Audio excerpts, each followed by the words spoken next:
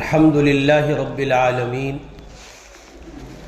والصلاة والسلام على سيد المرسلين وصلى الله على محمد وآله وأصحابه أجمعين أما بعد عن أبي أمامة رضي الله عنه عن رسول الله صلى الله عليه وسلم أنه قال من أحب لله وأبغض لله وأعطى لله ومنع لله فقد استكمل الإيمان۔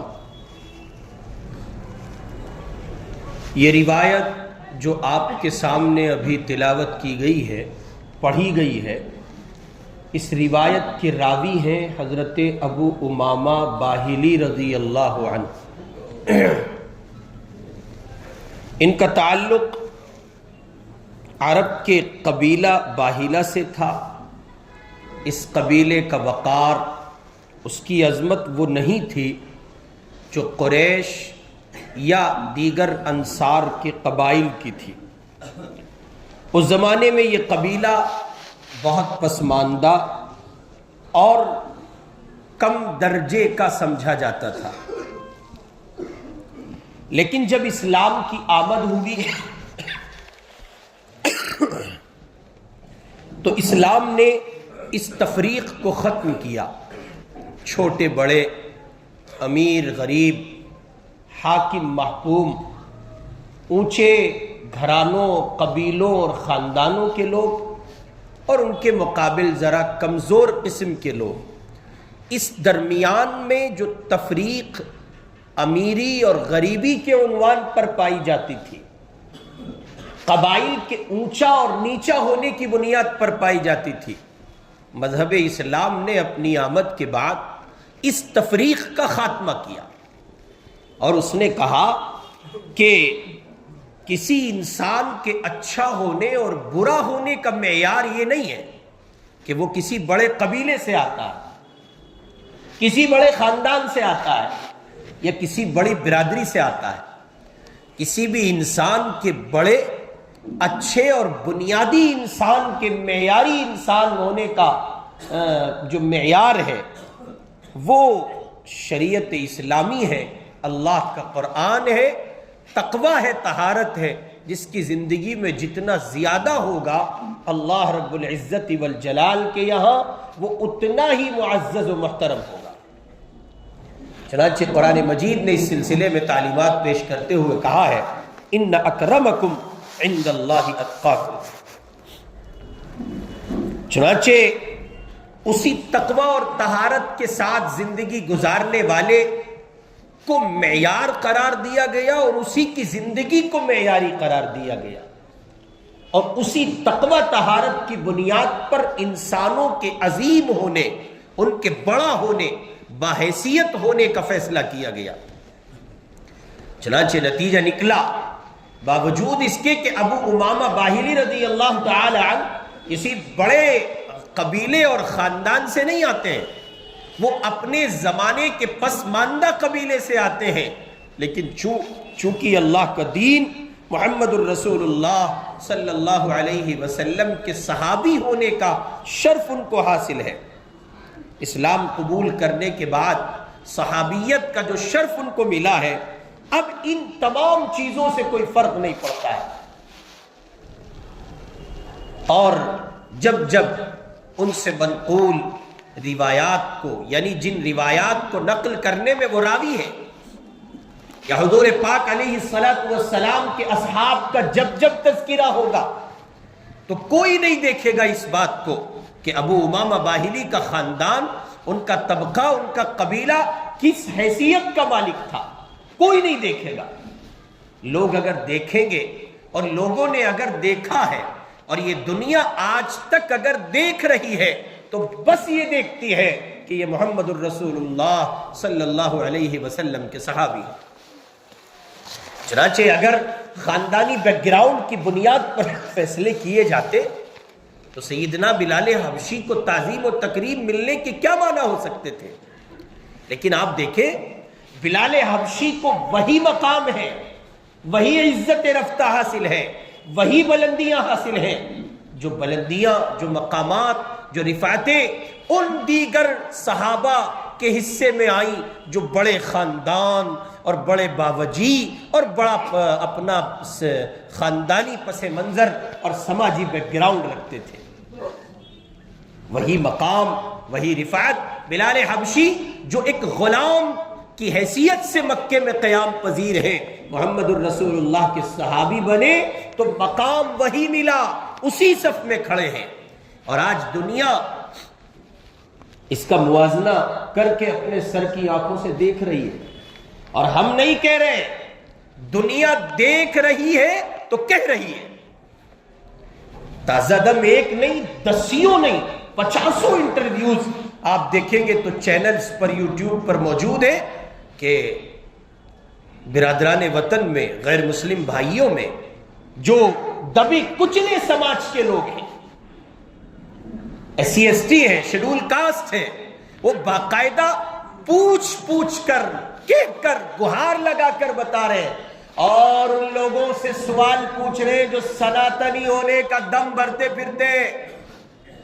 وہ کہتے ہیں سناتن میں پیار ہے، محبت ہے، آستھا ہے، عظمت ہے، ایک دوسرے کو ساتھ لے کر چلنا ہے. تو ہم نہیں کہتے ہیں، وہ SC/ST اور شیڈول کاسٹ کے لوگ سوال کرتے ہیں کہ پھر مندر میں یہ کیوں ہوتا ہے کہ جو مالدار ہیں، پیسے والے ہیں، پوزیشن والے ہیں، نیتا جی ہیں، بڑی پوسٹ کے مالک ہیں، برامن ہیں، ٹھاکر ہیں، فلاں ہے، ان سب کو درشن کرا دیے جاتے ہیں مرحلے میں یکے بعد دیگر عزت کے ساتھ. اور ہمارے ساتھ کیا ہوتا ہے؟ گردن پکڑ کے دیتے ہو، انسانوں جیسا سلوک نہیں کرتے ہو، اس کو سناتن کہتے ہو. اور پھر ہم نہیں کہہ رہے، آگے سے جواب میں وہ خود کہتے ہیں SC/ST کے لوگ کہ ہم تو مسلمانوں کی مسجد میں دیکھتے ہیں بادشاہ بھی اسی صف میں ہے، رعایا بھی اسی صف میں ہے، اور یہ سب کا سب اسلام کا خاصہ ہے. محمد الرسول اللہ کو جو دین عطا کیا گیا اس دین کا خاصہ ہے. ایک ہی صف میں کھڑے ہو گئے محمود و ایاز، نہ کوئی بندہ رہا نہ کوئی بندہ نواز. آپ نماز جمعہ ادا کرنے کے لیے آئے، آپ کے برابر میں کون کتنے پیسے والا بیٹھا ہے آپ کو پتا ہے؟ نہیں پتا. آپ کو ہوگا کون ہے نہیں معلوم. کوئی اظہار کرے، موٹا سا چندہ مسجد میں دے تو پتا چلے ارے اتنی موٹی فرم بیٹھی تھی برابر میں، 50,000 لکھا دیے، 1 لاکھ دکھا دیے، 5 لاکھ. وہ آپ اس نے اپنی دولت کا اظہار کیا تو پتا چلا. بصورت دیگر تو کوئی علم، کوئی راستہ، کوئی ضابطہ، کوئی شکل نہیں ہے نا مسجد میں پتہ چلنے کی کہ صاحب یہ بڑے لوگ ہیں، ان کے لیے صف اول بک نہیں، قطعاً نہیں ہے، کوئی گنجائش نہیں ہے. اللہ کے گھر کا اصول یہ ہے جو پہلے آئے گا وہی پہلے. اب ایک غریب درجے کا مسلمان اگر آتا ہے اور صف اول میں جگہ خالی ہے تو کسی کو یہ حق نہیں ہے ماں امام مسجد کہ وہ اس کو اٹھائے اور اٹھا کر کے کہے کہ آپ پیچھے چلے جائیں. یہ حق نہیں ہے. ایک غریب درجے کا مسلمان پہلے آئے، پہلے بیٹھے. اور ایک مالدار کو یہ حق نہیں ہے کہ اب بیان کی تکمیل ہو گئی، خطبہ اسٹارٹ ہونے والا ہے تو وہ لوگوں کی گردنیں پھلانگ کر چنڈالوں کی طرح آگے بڑھے. مالدار ہے اس لیے، پیسہ ہے اس لیے، کمیٹی کا فرد ہے اس لیے، مسجد اس کے باپ سے، دادا سے، خاندان سے موسوم ہے اس لیے نہیں. کوئی معنی نہیں ہے اسلام میں. اس لیے کہ اگر اس شے کو اسلام نے جگہ دی ہوتی تو پھر اسلام بھی انہی ادیان کی طرح ایک دین ہوتا جن ادیان سے امت پہلے پریشان تھی. اسلام چونکہ آفاقی مذہب ہے، اللہ کا نازل کردہ ہے، اس نے تو ان تمام تر کالے خاکوں کو مٹانا تھا، ختم کرنا تھا، اور انسانیت کو اس کے انسان ہونے کی بنیاد پر، اللہ سے تعلق کی بنیاد پر عزت و تعظیم و تکریم کا ایک لباس پہنانا تھا. اس لیے یہ سب چیزیں مٹا دی گئی. اور وہاں بازے آپ دیکھیں جو ابھی گزشتہ دنوں غالباً یہ کون سا پردیش ہے، مدھیہ پردیش سے خبر وائرل ہوئی تھی. کچھ دلت بچوں نے برامنوں کے مندر میں جا کر ان کے کنویں سے پانی پی لیا تھا. ان کے کنویں سے پانی پی لیا تھا یا مندر میں پرویش کر گئے تھے. سرے عام ان کو مارا گیا تھا. ذلیل کیا گیا تھا، ان کی عزت نفس کو مجروح کیا گیا تھا، اور پھر دم بھرتے ہو سناتنی ہونے کا۔ آؤ، اگر امن و سلامتی دیکھنا چاہتے ہو، یکسری دیکھنا چاہتے ہو، ایک ساتھ دیکھنا چاہتے ہو، ہم دعوت دیتے ہیں اللہ کے اس دین کے سائبان تلے آؤ جہاں بادشاہ اور رعایا اکٹھے نماز پڑھتے ہیں۔ اور ابھی گزشتہ دن اس کے ایگزامپلز بھی آپ کو دے دیتا ہوں۔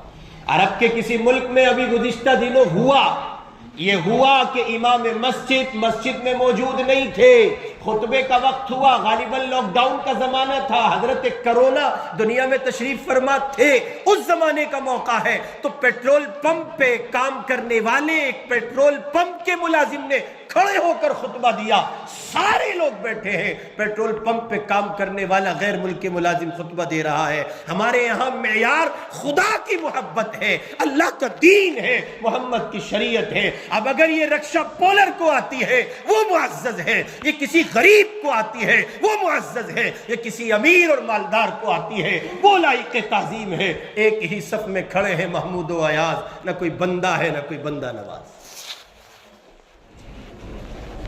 اس خوبصورت دین کا حصہ ہوئے ابو امامہ باہلی رضی اللہ تعالی عنہ، تو انہوں نے رسول اللہ صلی اللہ علیہ وسلم سے ایک حدیث نقل کی ہے۔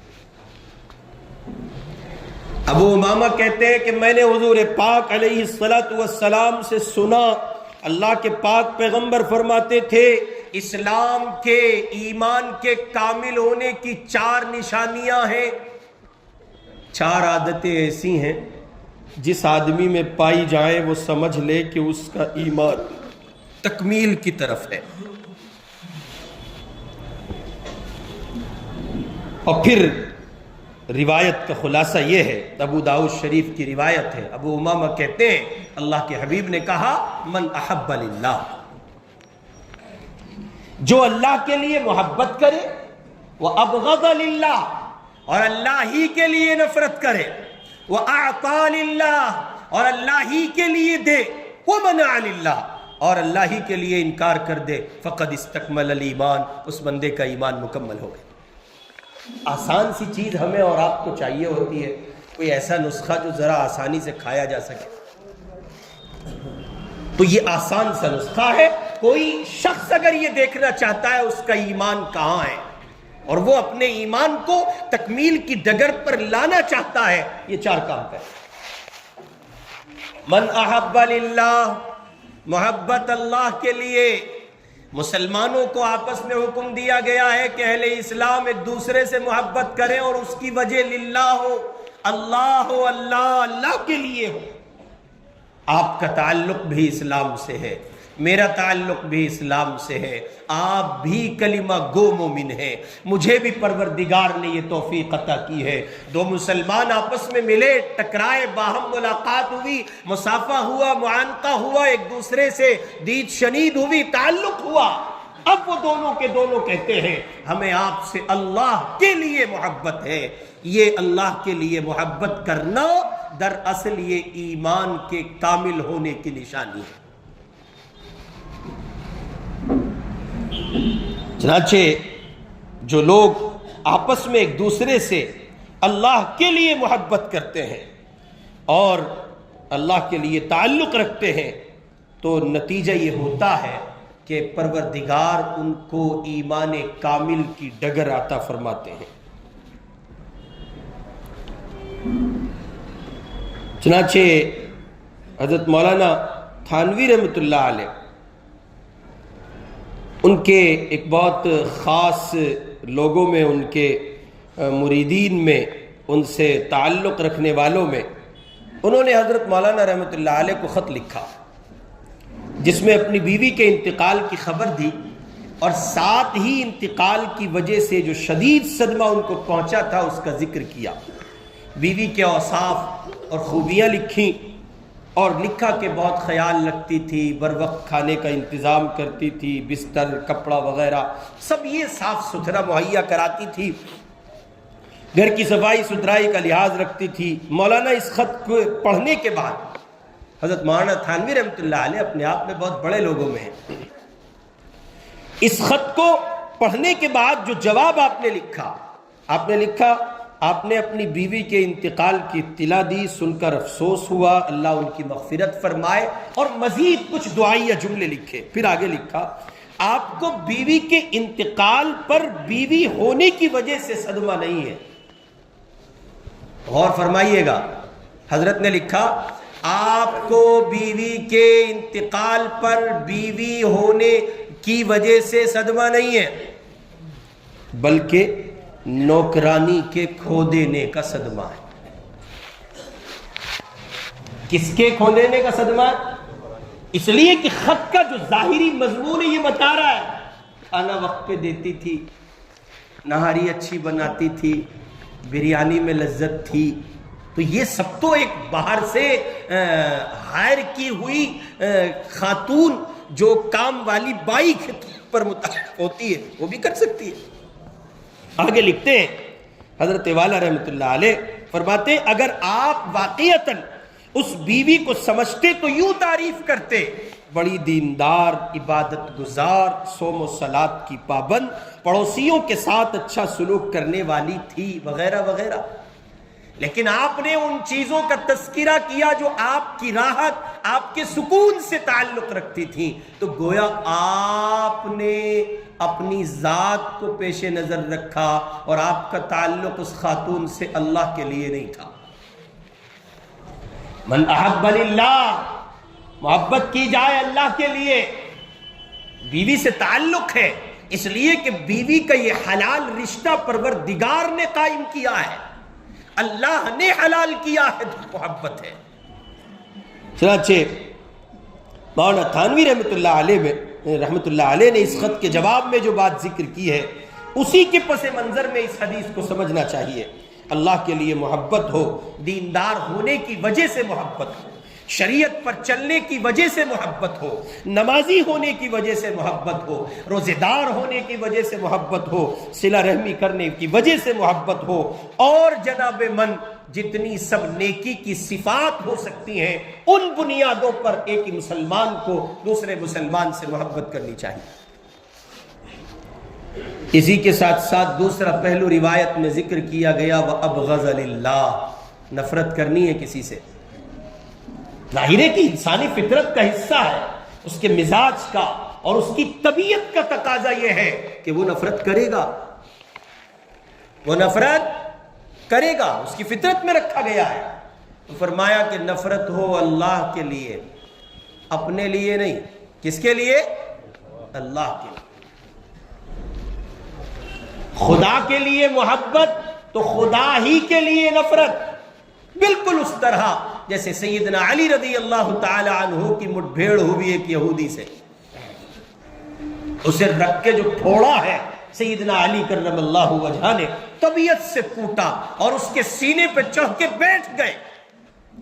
نتیجے میں اس نے کھسیانی، بلی، کھمبا نوچے، کچھ اور تو کر نہیں سکتا تھا، غصے میں تھوک دیا سیدنا علی رضی اللہ تعالی عنہ کو کے اوپر اس نے تھوکا تو حضرت علی اتر گئے اس کے جسم پر سے، اس کا سینہ چھوڑ دیا۔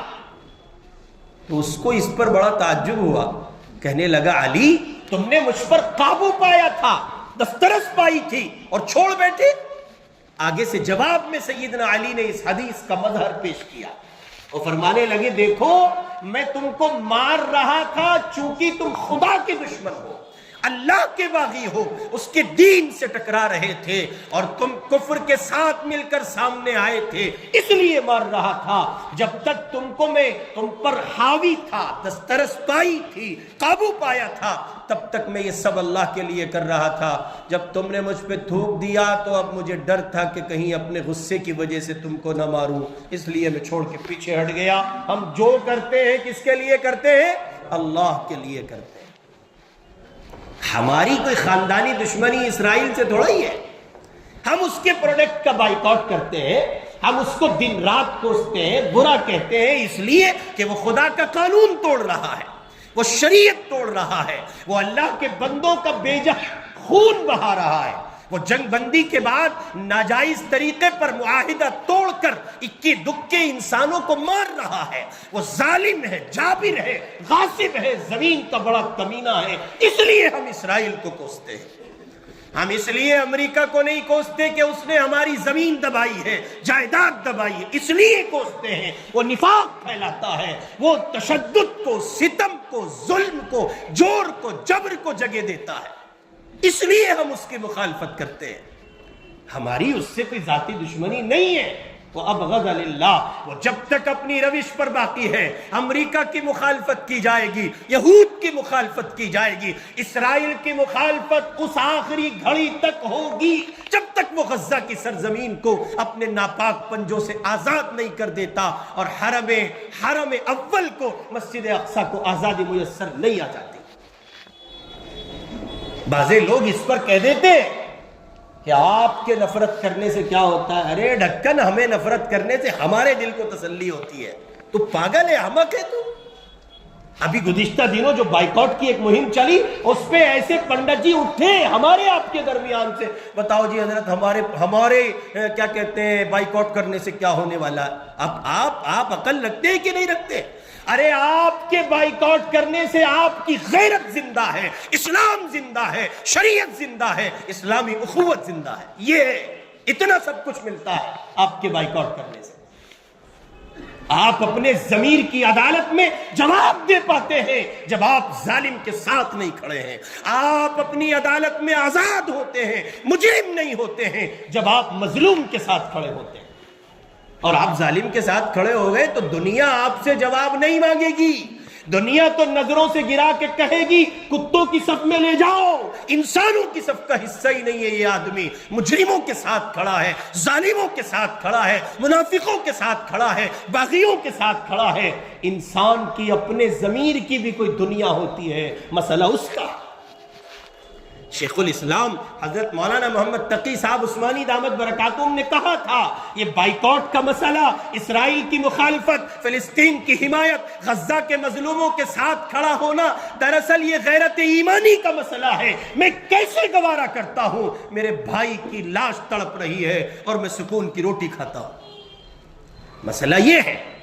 اس لیے میرے بھائی وہ ابغض للہ، اللہ کے دشمنوں سے نفرت کی جائے گی، نفرت ان کے عمل سے نفرت ہوگی، ان کے اس منافقانہ کردار سے نفرت ہوگی جس کردار کو وہ زندہ کیے ہوئے ہیں۔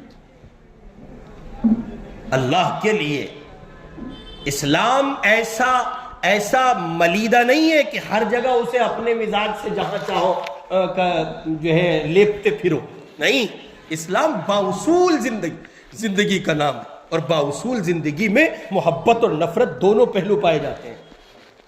نہیں حضرت ہم تو بس پیار کی باتیں کرتے ہیں، ٹھوکے گا اللہ میاں، پہنچو ذرا، فرشتے ایسا برجا بجائیں گے حضرت پہچانے گا نہیں کوئی، بس پیار کی باتیں کرتے تھے، آؤ نیتا جی آؤ تمہیں پیار کی باتیں سکھائیں گے۔ ہم نہیں کرتے جی، ہم تو ہر جگہ جاتے ہیں، بس پیار بانٹنے کی کوشش کرتے ہیں، مسجد گئے نماز پڑھ لی، مندر گئے ہاتھ جوڑ لیا۔ ابھی دیکھا نہیں آپ نے الیکشن میں مندروں میں گھوم رہے، ہاتھ جوڑتے پھر رہے، مسلمان کہلاتے ہو، مندروں میں جاتے ہو، ہاتھ جوڑتے ہو، اس لیے کہ خدا تم کو عزت دے گا، پروردگار تمہارے مقدر ذلت لکھے گا، کالس پوتی جائے گی، اسلام کا سمجھوتا کرو گے عزتیں نہیں ملیں گی۔ میری سمجھ میں یہ فلسفہ نہیں آتا۔ میں نے رات مراد آباد میں یہ بات کہی، وہاں ایک کاؤنسلر صاحب بیٹھے تھے، مجھے پتہ نہیں تھا کاؤنسلر بیٹھا، سباسد ہوتے ہیں وہاں، کاؤنسلر تو ہماری دلی میں چلتے ہیں، سباسد بیٹھا تھا، اور سباسد جی کا منہ پھول کے ایسا ہو گیا۔ مجھے ایک صاحب نے بتایا یہ سباسد صاحب ہیں جن کے خلاف آپ بول رہے تھے۔ میں نے کہا میں نے تو اس کی چھوانی نہیں پی، مجھے کیا پتہ تھا، میں تو مہمان ہوں، مجھے کیا معلوم یہ سباسد ہے۔ میں نے تو ان مجرم سباسدوں کا تذکرہ کیا ہے جو اپنے معاشرے میں نشے کو پروان چڑھنے دیتے ہیں۔ اب اگر یہ ہے تو لگنا چاہیے، پانی گڈھے میں مرتا ہے، اور اگر نہیں تو سینہ چوڑا کر کے ملاقات کرے، حضرت شاندار مضمون بیان کیا، آپ کی عظمت کو سلام، یوں کیوں نہیں بچہ پھر رہا ہے، اس کا مطلب ہے پانی کہاں مرتا ہے۔ وہ ہمارے حضرت مولانا یاسین صاحب رحمۃ اللہ علیہ تاولی مدرسے کے استاد تھے، تاولی میں روڈ پہ ایک مسجد ہے، سڑک والی مسجد، وہ اس میں نماز پڑھاتے تھے، عصر کے بعد تعلیم کر رہے تھے، سود کی حدیث تھی، سود کی مذمت اور اس کی قباحت بیان کی گئی تھی. سامنے ایک حاجی بیٹھا تھا, وہ سود کا کام کرتا تھا. تو اب آدمی کی ایکٹیویٹی ہے نا, روایت بیان کر رہے تو وہ ہاتھ چل رہے تھے, پانی گڈھے میں مرتا ہے, وہیں سے کہہ رہا اچھا مجھے ہی کہہ رہے, میں ہی دکھا آپ کو ساروں میں. حضرت نے فرمایا, حضرت بھی بڑے کھڑے تھے, فرمایا بھائی حاجی اگر تیرا کام ہے تو تجھے ہی کہہ رہا, اگر تیرا کام ہے اور تو ملوث ہے تو تجھے ہی کہہ رہا ہوں. اور میں سچ کہتا ہوں, اللہ کی قسم دنیا میں کوئی شخص ایسا بیان نہیں کر سکتا جو کسی پہ فٹ نہ ہوتا ہو. ارے بابا چوری پہ بات ہوگی تو چور کو لگے گی نا, زنا پہ بات ہوگی تو زانی کو لگے گی, ووٹ بیچنے پر, حرام مال کھانے پر بات ہوگی تو جو ووٹ بیچ چکا ہے اس کو لگے گی نا. وہ یار امام صاحب کو کس نے بتایا؟ امام صاحب کو کسی نے نہیں بتایا, یہ تو آپ کے اپنے گڈھے میں پانی مر کر آپ کی پیشانی پہ جو بدنما داغ اٹھ رہے ہیں وہ بتا رہے ہیں کہ آپ نے 1000 روپے لے لیے, آپ 500 روپے لے کے پی گئے, آپ چائے پی کے آئے ہو, آپ ایک تصویر میں اپنے آپ کو فروخت کر چکے ہو. کوئی نہیں بتا رہا امام صاحب پہ کون سا الہام ہو رہا ہے. وہ تو آپ کے جو وہ ہے نا, ایک شاعر کا شعر ہے, اس کا مصرع بدلے بدلے میرے سرکار نظر آتے ہیں. تو یہ جو آپ بچ کے بدل کے چل رہے, فضا سے ہٹے ہیں, لہر سے کٹ کر کے جو آپ چل رہے ہیں, یہ کچھ ہو گیا. یہ کیا ہوا؟ اور یہ ہر پہلو پر ہے. چوری ہے, شراب ہے, زنا ہے, جوا ہے, قمار, سٹے, جتنے جرائم ہو سکتے ہیں, جو جہاں ہے وہاں اس کو لگے گی. ایسا کوئی بیان نہیں ہو سکتا جو کسی پہ فٹ نہ ہو. اور ہمارے حضرت مولانا حضرت قاری ولی اللہ صاحب بڑے اللہ والوں میں ہیں, ہمارے استاذ ہیں تجوید کے. ہاپڑ پڑھتے تھے ہم ان کے سامنے, تو برابر میں گاؤں ہے ہاپڑ کے سلائی, وہاں کے لوگ آئے امام لینے, اور انہوں نے کہا قاری صاحب سے, قاری صاحب مظفر نگر کے ہیں, مانڈی گاؤں پڑتا ہے بگرے کے پاس. تو قاری صاحب ایسے درجے میں بیٹھے ہوئے پڑھا رہے تھے, وہ آئے گاؤں کے لوگ, چودھری لوگ کے سب, ایک کے بعد ایک آ کے بیٹھ گئے. کہنے لگے جی امام چاہیے. تو حضرت نے بالکل پیور دیسی لب و لہجے میں مظفر نگری کہا کیسا چاہیے, مطلب کیسا امام چاہیے آپ؟ تو کہنے لگے جی موٹا تازہ ہو, قرآن بڑھیا پڑھتا ہو. قاری صاحب کا مزاج ہے, آنکھیں بند کر لیتے پھر ہلتے ہیں ایسے درجے میں بیٹھے ہوئے. تو کہہ رہے, وہ سارے جتنے لوگ بیٹھے تھے کہنے لگے جی موٹا تازہ ہو, قاری صاحب ہل رہے, قرآن اچھی پڑھتا ہو, کتاب بھی بڑھیا سمجھا دے, اور اللہ آپ کا بھلا کرے, بیان چوکھا کرتا ہو, جی مسجد میں ہی رہتا ہو, خوبصورت بھی ہو, داڑھی بھی لمبی ہو. اور حضرت نے فرمایا کیا دو گے؟ انہوں نے کہا جی پچھلے کو 2000 دے رہے تھے, تم بھیجو گے 2500 دے دیں گے.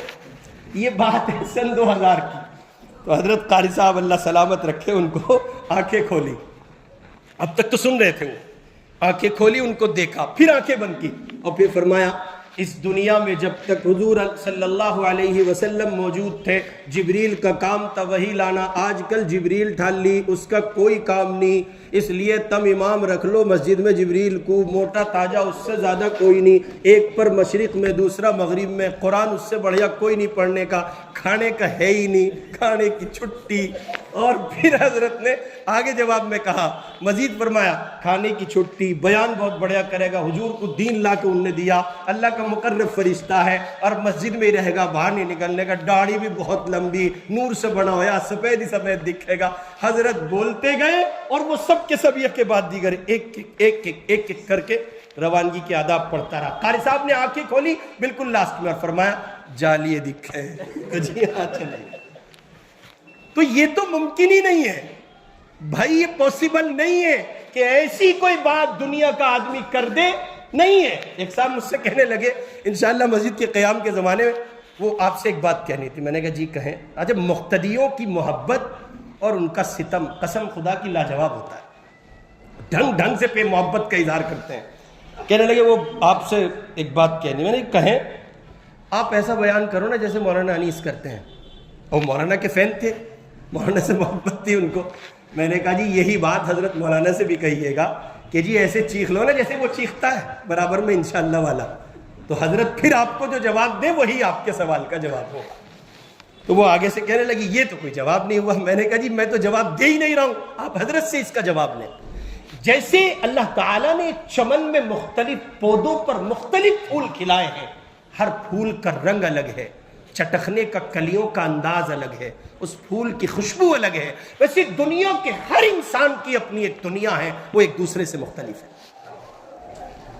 تو یہ ہو نہیں سکتا کہ کسی بات پر، کسی عنوان پر گفتگو ہو اور وہ کسی دوسرے بندے کو بری نہ لگے۔ اس لیے وَأَبْغَضَ لِلَّهِ، شراب پہ، جوئے پہ، سٹے پہ، فلاں پہ، فلاں پہ، فلاں پہ بیان کیا۔ اب اگر امام مسجد کی نیت خالص ہے اور اللہ کے لیے بیان ہے پھر فرق نہیں پڑتا، اور اگر امام صاحب ٹارگیٹ کر رہے ہیں، جیسے کئی مسجدوں میں ٹھن جاتی ہیں تو کرتے ہیں، پھر اس میں امام لوگ کرتے ہیں، ایسا نہیں ہے کہ نہیں کرتے، کہ ٹھیک ہے بیٹے جمعے میں دیکھوں گا تجھے۔ تو اگر ایسا امام کرتا ہے تو یہ زاویہ بدل گیا، پھر گنجائش اس کی نہیں ہے، اور یہ بیان اللہ کے لیے نہیں ہوا۔ تیسری ایک بہت بنیادی بات جو اس روایت میں ذکر کی گئی وہ ہے اللہ کے لیے دینا۔ اعطا للہ، اللہ کے لیے دیں۔ مسجد میں اعلان ہوا فلاں مدرسے سے آیا ہوں، اللہ کے گھر کا بچوں کے قرآن پڑھنے کی جگہ کا تعاون کیجئے۔ آپ کھڑے ہوئے، آپ نے امام مسجد کی تائید پر اس کو عطا کیا، یا اس کے کاغذات بنفس نفیس خود چیک کیے۔ ایک آدمی نے اپنی ذات کے لیے مسجد سے باہر آپ سے سوال کیا، آپ نے تحقیق کی اور وہ بندہ اپنی تحقیق میں درست پایا گیا۔ اب یہ دینا کس کے لیے ہے؟ اجی بولو کس کے لیے ہے؟ اللہ کے لیے۔ اور ایک نے کھڑے ہو کے مسجد ہی میں اعلان کیا، اور تھا فراڈ۔ تھا کون؟ تھا فراڈ۔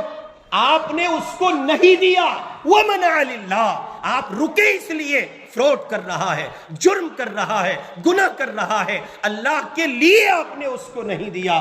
فَقَدْ اسْتَكْمَلَ الْإِيمَانَ، آپ اپنے ایمان کی تکمیل کی ڈگر پر ہیں۔ اور اس پر حضرت حکیم الامت مولانا تھانوی رحمۃ اللہ علیہ نے باقاعدہ مضمون لکھا ہے، حضرت کے اقوال موجود ہیں۔ حضرت نے فرمایا جس بھیکاری کے بارے میں یقین کی دنیا کو یہ بات پہنچ جائے کہ یہ پیشہ ور بھیکاری ہے، مانگتا ہے، مانگنا ہی اس کا کام ہے، اس کو دینا حرام ہے، اس کو دینا حرام ہے۔ اس لیے کہ وہ، اور آج کل تو یہ بڑا سب ٹرینڈ چل گیا صاحب، مسجد میں کھڑے ہو جاتے ہیں لوگ، مسجد میں کھڑے ہوئے اور اپنی ضرورت کا اظہار کیا۔ کاش ان فقراء کو، ان بھکاریوں کو، ضرورت مندوں کو کوئی یہ سمجھائے اللہ کی چوکھٹ پر اللہ کے غیر سے نہیں مانگا جاتا، کوئی سمجھائے ان کو۔ ایک فقیر آنکھوں سے محروم، بینائی اس کے پاس نہیں تھی، آنکھوں سے محروم نابینا فقیر اپنا کاسہ گدائی لیے ہوئے گھر گھر مانگ رہا تھا، چوکھٹ در چوکھٹ مانگ رہا تھا۔ مسجد کے دروازے پہ آیا، صدا لگائی، کسی نے اس سے کہا بابا آپ کو پتہ نہیں ہے یہ اللہ کا گھر ہے، مسجد ہے مسجد۔ اس نے اپنا کٹورا، اپنا کاسا لیا، زور سے دے کے زمین پہ مارا اور کہا میں اس مقام پر پہنچ گیا ہوں جہاں اب انسانوں کے چوکھٹ پر جانے کی گنجائش باقی نہیں رہ جاتی ہے۔ اور یہ تو مسجد میں ہی مانگ رہے ہیں، اور مسجد میں نہیں حضرت، حرم میں مانگ رہے ہیں۔ آپ کو پتہ ہے بھیک مستقل ایک کاروبار ہے۔ ٹریفک سگنل پر کھڑے ہوئے مانگتے ہوئے معصوم بچے جن کی چھوٹی سی عمر، ان کے چہرے کی لجاجت، ان کی مسکنت، ان کی غریبی مجبور کر دے گی آپ کو پیسہ نکال کر جیب سے دینے پر۔ آپ کو لگتا ہے وہ ضرورت مند ہے؟ آپ کو لگتا ہے کہ وہ ضرورت کے لیے مانگ رہے؟ نہیں، وہ کسی گینگ نے چھوڑے ہیں، وہ مستقل کاروبار کرنے والے افراد ان کے پیچھے ہیں۔ اور اتنا ہی نہیں، بر صغیر میں ہندوستان اور پاکستان اور بنگلہ دیش سے باقاعدہ ایسا ہوتا ہے، ضرورت مند عورتیں، ٹور والے، حضرت بہت خراب قوم ہے ٹور والوں کی، بہت نالائق ہوتے ہیں، صحیح ہمیشہ رہے ہیں اور ہمیشہ رہیں گے، لیکن عامتاً ٹور آپریٹر سے اللہ بچائے بچائے، بار بار بچائے۔ ان سے کہو پاسپورٹ دینے سے پہلے یہ والا ستارہ چاہیے، چاند کے برابر میں دکھ رہا نا، تو یہ کہا ہاں بہت خاص تعلق ہے اللہ پاک سے میرا، کل کو لا دوں گا۔ اور اتنے نالائق ہوتے ہیں حضرت، اللہ اتنے نالائق ہوتے ہیں، پاسپورٹ ان کے ہاتھ میں گیا، اس کے بعد آپ ان سے کہو یہ سبزی کا ذرا سا تھوڑا سا پانی تو کم کرا دو، خرید لیا 1 لاکھ روپے میں تم نے ہمیں، ایسا سب ٹیڑھا منہ سامنے لاتے ہیں۔ تو باقاعدہ، اور یہ پاکستان میں بہت زیادہ ہوتا ہے، وہاں سے بیوہ عورتیں لے جائی جاتی ہیں حرم مکی اور حرم مدنی، اور باقاعدہ ان سے بھیک منگوائی جاتی ہے۔ اب آپ اندازہ لگائیں، مختلف ملکوں کا آدمی آ رہا ہے، ضروری تھوڑی ہے سب روپے والے ٹکرائیں گے، ڈالر والا بھی ٹکرائے گا، یورو والا بھی ٹکرائے گا، پاؤنڈ والا بھی ٹکرائے گا، دینار والا بھی ٹکرائے گا، درہم والا بھی ٹکرائے گا، ریال والا بھی ٹکرائے گا۔ روپے والے سے تو وہ خود بھی نہیں ملتی ہیں، انہیں پتہ ہے پول پٹی کھل جائے گی۔ نتیجے میں آدمی حج کو جاتا ہے، وہ سوچتا ہے عمرے کو گیا ہے، اس کے ذہن میں خیال ہوتا ہے یار اللہ کے گھر آئے، ایک کے کتنے ملنے؟ 1 لاکھ ملنے، ایک نیکی کے 1 لاکھ، اس لیے دے دو بھائی۔ اس نے ایک کے بعد آپ نے اس کو دیا، خیال نہیں کیا کس جگہ دے رہے ہیں، اور وہیں سے بھیک پروان چڑھ رہی ہے۔ ابھی ہمارے یہاں فلیٹ میں ایک صاحب آئے کہ جی میں بجنور سے آیا ہوں۔ میں نے کہا کہاں سے آئے ہو؟ کرتپور سے آیا ہوں۔ کرتپور میں کہاں سے آیا ہو؟ فلاں جگہ سے آیا ہوں۔ اچھا کیوں آئے ہو؟ کہ جی میری بچی چھت پہ سے گر گئی تھی۔ میں نے کہا کھڑا رہے، میں نے کھٹ فون لگا، اسی محلے میں محلے کے مدرسے کے قاری صاحب کو فون لگایا۔ میں نے کہا یہ اس نام کا آدمی ہے؟ وہ کہنے لگے وہاں بھی پہنچ گیا، یہ وہاں بھی پہنچ گیا۔ میں نے کہا ہاں یہاں بھی پہنچ گیا۔ میں نے کہا لگا دوں گلی کے کتے اس کے پیچھے؟ کہ بس سمجھا بجھا کے بھیج دو۔ اس لیے ضروری ہے، میں نے بس یہی ایک مثال پیش کی ہے، من اعطا للہ منع للہ۔ آپ دیں اللہ کے لیے، انکار کریں اللہ کے لیے۔ مسجد میں ہو کوئی مانگنے والا یا مسجد سے باہر، تحقیق کرو، تحقیق ضروری ہے۔ تحقیق کے بغیر دینا، اگر آپ پیشہ ور بھکاریوں کو دیتے ہیں تو جرم کرتے ہیں، گناہ کرتے ہیں، نیکی نہیں کرتے، تحقیق نہیں کرتے، تب بھی جرم ہے۔ اللہ رب العزت والجلال ان چاروں علامتوں کو ہمارے اندر پیدا فرمائے، ان اوصاف سے ہمیں متصف فرمائے، محبت بھی اللہ کے لیے، نفرت بھی اللہ کے لیے، دینا بھی اللہ کے لیے، اور انکار بھی اللہ کے لیے۔ نتیجہ ہوگا فقد استکمل الایمان، ایمان کی تکمیل حاصل ہوگی۔ اللہ عمل کی توفیق عطا فرمائے۔